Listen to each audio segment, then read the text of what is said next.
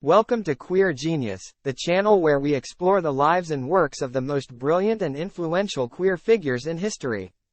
Today we're going to talk about the queer poetry of Walt Whitman, one of America's greatest poets and a pioneer of LGBTQ+ expression.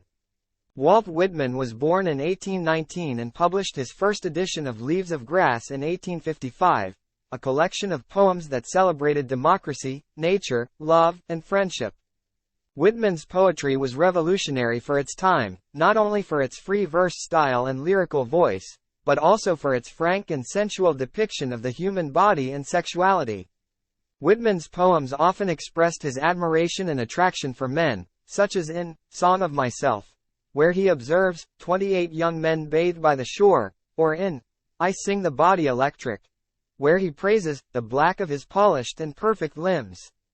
Whitman also wrote poems that addressed his male lovers directly, such as in Whoever You Are Holding Me Now in Hand, where he invites them to kiss him on a high hill or on a quiet island. Whitman never used labels like gay, queer, or bisexual to describe himself, but he did acknowledge his adhesiveness or affection for men in his private writings. He also had several relationships with men throughout his life, such as Fred Vaughan, Peter Doyle, and Harry Stafford.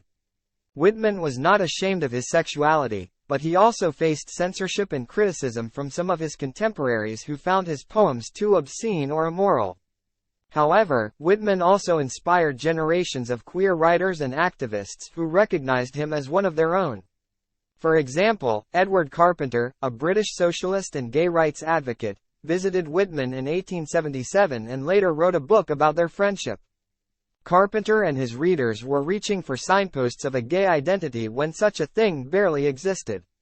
Another example is Mark Doty, a contemporary gay poet who wrote a memoir about how Whitman's poetry influenced his life and spirituality.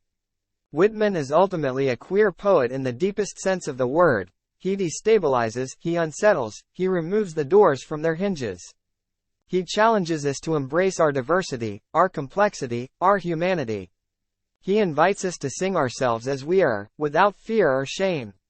He reminds us that we are all connected by the same universal spirit that animates every atom of our being.